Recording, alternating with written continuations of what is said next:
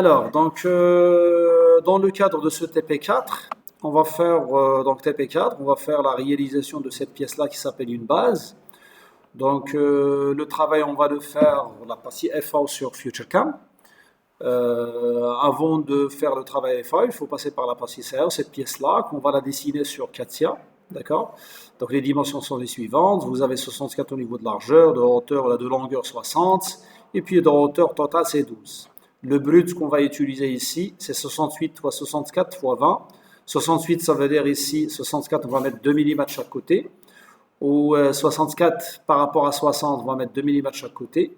Et au niveau de 20, en fait, on a la pièce de 12, on va mettre 1 mm au-dessus, 12 et 7 mm en bas pour la prise de pièce.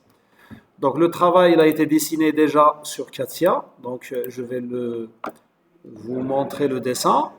Donc le dessin de la pièce, c'est TP4, il est là. Alors la pièce a été dessinée.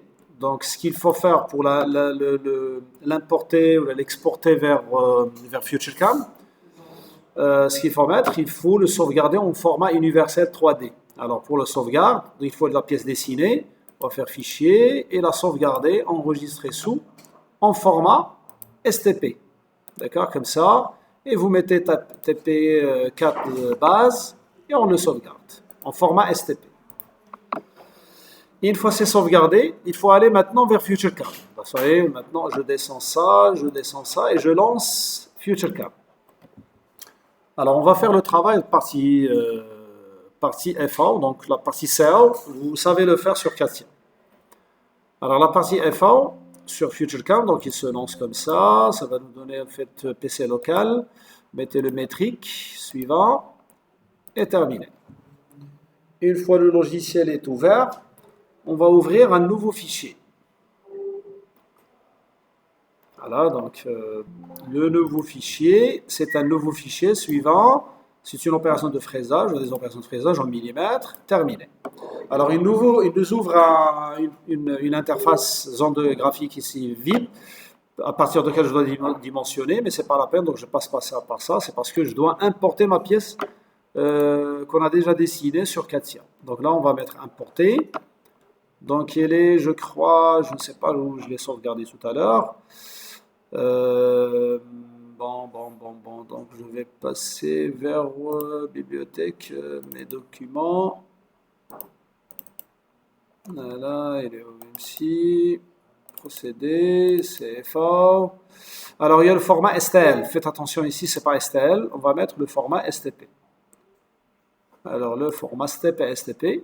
Donc base TP4 base. Ailleurs, il va être importé. Et une fois c'est importé, il vous donne la vue de face, la vue de dessus, donc je vais mettre isométrique.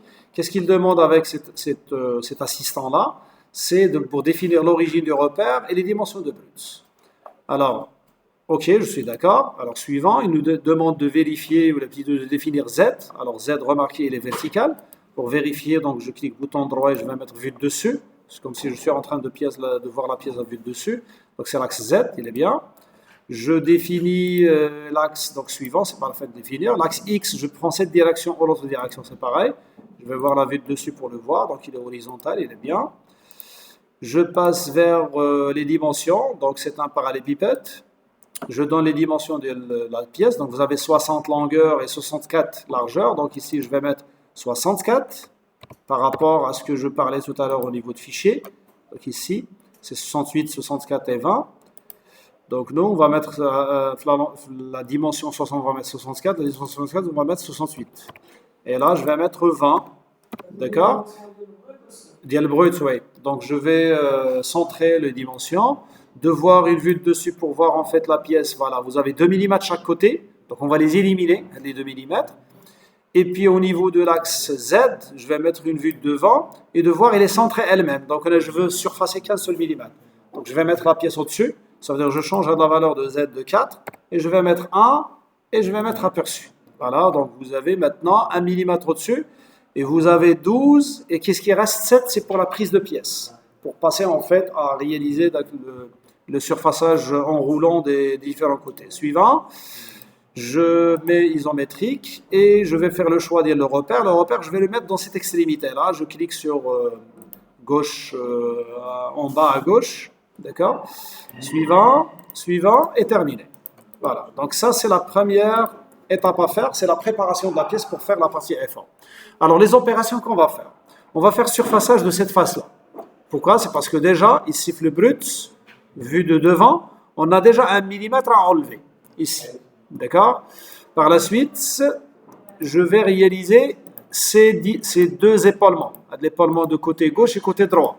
Et on va faire un mesurage des poches qui sont ouvertes, mais c'est un contournage des deux extrémités. Par la suite, je vais réaliser cette poche-là en évitant de la bosse qui est au milieu. D'accord? Et par la suite, on va faire le perçage, les 4 trous, donc centrage, perçage, et on va faire à la fin, c'est pas le contournage, mais plutôt un contournage extérieur pour finaliser les surfaces externes. C'est pas une découpe, hein. C'est rien que pour faire l'opération. La matière qui reste en bas, ça veut dire que je vais réaliser, si jamais je vais faire la vue de devant, comme ça, il arrive jusque là, ou par la suite, on va renverser la pièce pour éliminer cette partie-là, où l'essentiel, c'est le cas de ce qu'on va essayer de faire ici. Alors, je commence par la première opération. Alors ici, toujours on utilise l'assistant Nouvelle Future. Donc l'assistant, on va faire un surfaçage. Extraire toujours cette case-là, il faut la coucher. C'est pour la reconnaissance automatique des formes géométriques. Extraire et reconnaître les futures. Donc c'est un surfaçage. Suivant. Comment on va sélectionner le surfaçage? C'est celui-là, d'accord? Plus. Suivant. Donc c'est 1 millimètre à enlever. C'est une opération, on va la faire en ébauche et en finition, si vous voulez. D'accord? Donc, suivant. Donc, normalement, donc là, je vais coucher, passe de débauche. Suivant. L'outil à utiliser, je vais utiliser un outil de diamètre 10. Donc, ouais, il a proposé un diamètre 32. Je ne vais pas l'utiliser. Alors, l'outil diamètre 10, je vais l'utiliser dans la liste des outils fraises de taille. D'accord? Ici. Alors là, diamètre 10, si jamais vous ne l'avez pas, qu'est-ce qu'il faut faire? Si vous ne l'avez pas dans la liste là, il faut créer, ici, cliquez sur ça et créer. Et pour le créer, les informations de cet outil-là, ils sont là. Donc pour vous, vous allez stopper la vidéo pour voir ces informations-là. Donc les informations jusqu'au diamètre de corps. D'accord? Alors l'outil, il est là, donc je vais le coucher. Suivant. Donc ça, c'est les conditions de coupe de cette opération. Donc c'est pas la peine même, maintenant, devient la vitesse de coupe. Hein. Donc suivant. Après, je vais utiliser l'opération, donc l'outil de finition lui-même. Donc toujours fraise de taille. Je reviens vers l'outil diamètre 10. Donc ça, il faut avoir l'outil de débauche et l'outil de finition. Suivant. Donc là, c'est les conditions de coupe. La même chose. Suivant et terminé. Alors, on va simuler pour voir ce qui se passe. Donc là, je vais cliquer en haut, bouton droit, sur simulation. Je vais mettre ça ici. De mettre la vue 3D, diminuer la vitesse de simulation et lancer la simulation. Voilà, donc c'est ça ce qu'il a effectué. Donc ça, c'est la première opération.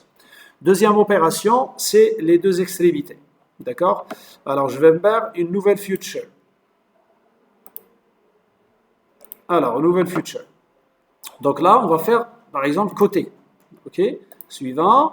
Donc, surface côté suivant, je sélectionne cette face-là, plutôt cette face-là, je vais mettre plus.